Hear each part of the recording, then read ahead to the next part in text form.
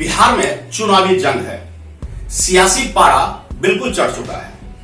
ऐसे में तमाम पार्टियां अपने अपने नेताओं के साथ सक्रिय हो चुकी है। कोरोना काल में पहला ऐसा चुनाव है जब बिहार में डिजिटल माध्यम को प्राथमिकता देते हुए वर्चुअल रैली के साथ चुनाव प्रचार में लोग अपनी ताकत झोंक चुके हैं। आप देख रहे हैं अनुभवी आंखें न्यूज और मैं हूं आपके साथ संतोष गुप्ता। आज हम आपको एक ऐसे शख्स से परिचय कराने जा रहे हैं जिनकी पहचान समाज सेवी के रूप में है और सबसे बड़ी बात कि शिक्षा, जिसको लेकर मोदी प्रधानमंत्री जी भी यह कहते हैं कि यदि देश को आगे बढ़ना है तो शैक्षणिक स्तर पर इसे ऊपर उठाना होगा। अगर यह सब कुछ सही है तो क्यों ना विधानसभा चुनाव हो, पार्षदों का चुनाव हो या सांसदों का चुनाव हो, यहां भी शिक्षा को महत्व दिया जाए। हम एक ऐसे शैक्षिक उम्मीदवार, धमदहा प्रत्याशी से बात करने जा रहे हैं जो नई पार्टी प्रोलल्स के उम्मीदवार हैं। प्रोलल्स अपने सुप्रीमो के रूप में भी अगर जाने जाते हैं तो शिक्षा और शैक्षणिक स्तर पर नंबर 1 है। कहना गलत नहीं होगा कि शिक्षा से ही सभी विकास संभव है। हमारे साथ जो हैं, हम सबसे पहले इनका परिचय जानना चाहेंगे कि सर आप अपना परिचय हमारे दर्शकों को दें।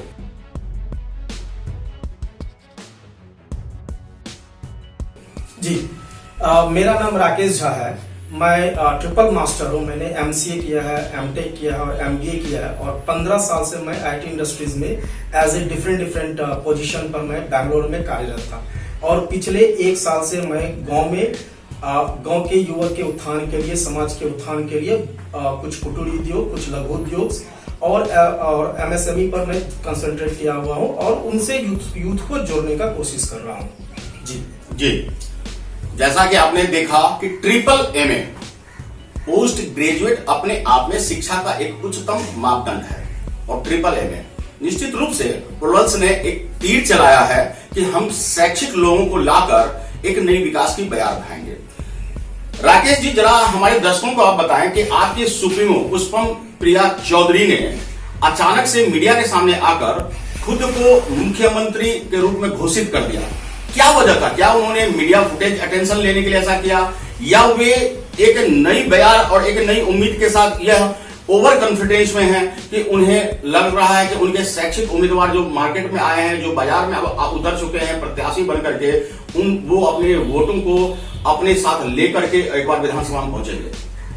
देखिए, जहां तक कि पुष्पम प्रिया जी का सवाल है तो वो इकोनॉमिक्स से मास्टर्स है वो, और वो भी लंदन यूनिवर्सिटी से। ठीक है, तो आज के डेट में जहां पर कि NDA 15 साल से शासन में है, उसके अगेंस्ट में अपने आप को उम्मीदवार घोषित करना, ये एक क्या कहते हैं, एक किसी छोटे लेवल के सोच के साथ तो नहीं हो सकता। जी, इसके साथ जरूर कुछ न कुछ बहुत बड़ी सोच है। जो आपने जो बताया कि सोच जो है हमारा, कि कहीं न कहीं निरंकुश शासक जो 15 साल से वो काम कर रहे हैं, उनके अगेंस्ट में, जो कि ऑलरेडी पब्लिक के साथ जो 15 साल से वो एक मोनोपोली और कंट्रोवर्सी दोनों जो इंप्लीमेंट कर चुकी है, उसके अगेंस्ट में ये उन्होंने अपने आप को सीएम के रूप में घोषित किया।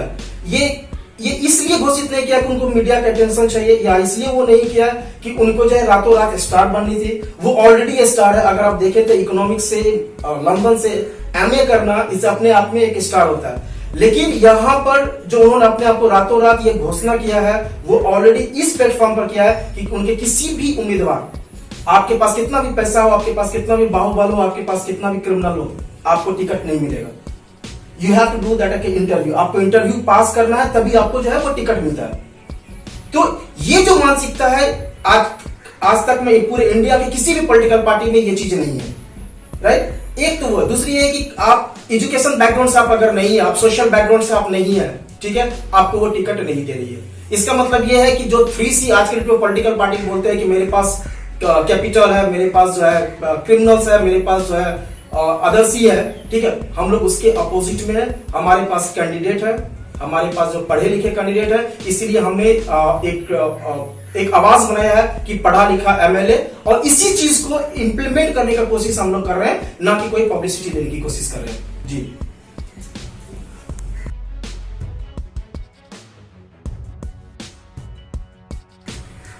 राजनीति एक काजल की कोठरी मानी जाती है।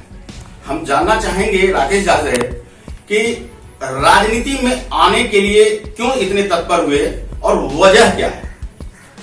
ये सही क्वेश्चन है। जैसा कि मैंने बताया कि मैं करीब करीब 15-18 साल से मैं बाहर में हूँ और लास्ट 11 महीने से मैं गांव में लॉकडाउन में मैं हूँ।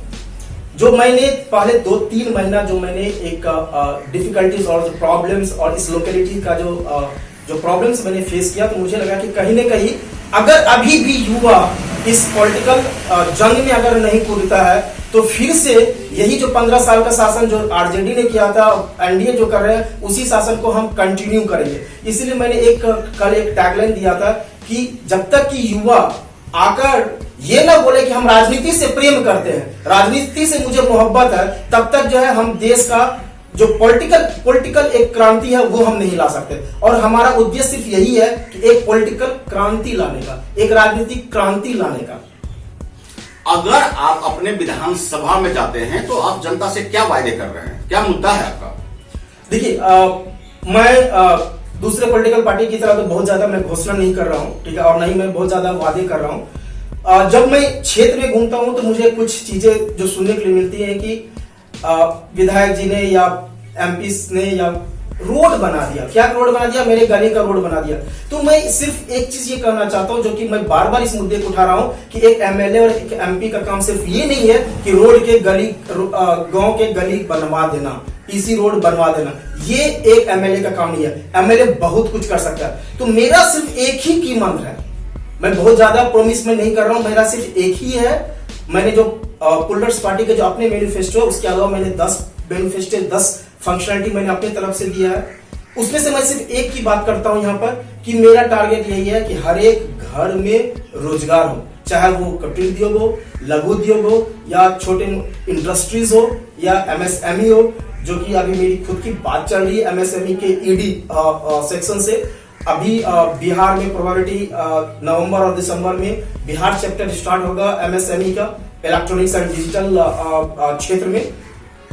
तो मैं सिर्फ दर्शकों को सिर्फ इतना ही बताना चाहूंगा, पब्लिक को, दोस्तों को यही बताना चाहूंगा कि देखिए, रोड वगैरह तो डिफॉल्ट बिहेवियर है। जैसे कि एक माँ बाप का काम है कि बच्चे को सिर्फ खाना ही नहीं देना, उसके साथ साथ उसका रहन, उसके वेशभूषा, एजुकेशन, हेल्थ पर भी ध्यान दिया जाता है। उसी तरह एक एमएलए का काम सिर्फ ये नहीं है कि रोड बना देना, वो तो बाय डिफॉल्ट है। मैं इसके अलावा सिर्फ एक ही चीज में प्रोमिस करना चाहूंगा, जो कि मैंने ऑलरेडी काम करना शुरू कर दिया है। मैं सिर्फ प्रोमिस नहीं करता हूं, मैं ऑलरेडी काम करना शुरू कर दिया कि मैं हर एक घर में एक रोजगार, एक स्वरोजगार से मैं अपने माताओं जो बैठी हुई हैं और जो यूथ जो बैठा हुआ है, मैं उनको जोड़ूंगा।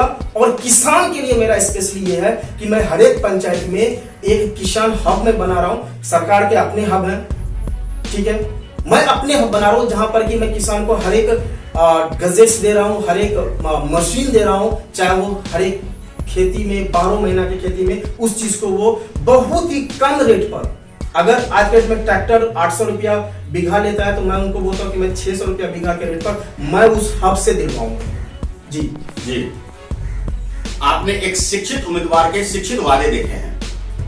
देखना होगा कि इस विधानसभा के चुनाव में किसकी होती है सह और किसकी होती है मार।